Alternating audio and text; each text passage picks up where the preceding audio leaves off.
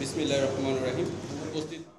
দেশের আইনশৃঙ্খলা রক্ষা এবং সামরিক সময়ে সেনাবাহিনীর প্রতিদিনের আভিযানিক কার্যক্রম তুলে ধরার উদ্দেশ্যে সোমবার দুপুরে ক্যান্টনমেন্টে সংবাদ সম্মেলনের আয়োজন করা হয়।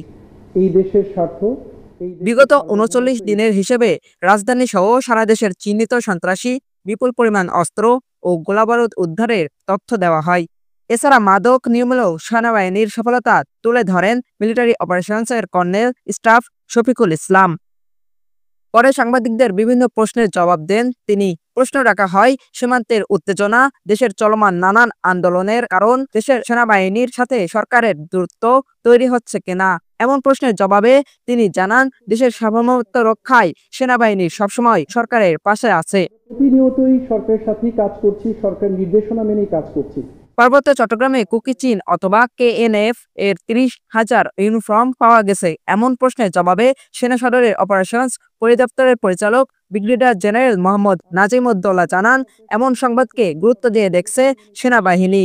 এই ইউনিফর্মটা আসলে কেএনএর বা কাদের জন্য তৈরি করা হলো আমরা সেটা খুঁজে দেখার চেষ্টা করছি। ডিভিশন অলরেডি কাজ করছে।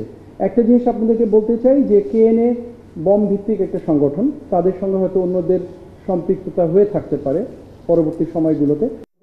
এদিকে ঈদের ঘরমুখো মানুষের নিরাপত্তা ও যাত্রা নির্বিঘ্ন করতে ঈদের আগে ও পরে নিয়মিত টহল পরিচালনা করবে সেনাবাহিনী। এই ইউনিফর্মটা আসলে কেএনএর বা কাদের জন্য তৈরি করা হলো আমরা সেটা খুঁজে দেখার চেষ্টা করছি। তাহমিদ আল তাইফ, টাইম টিভি।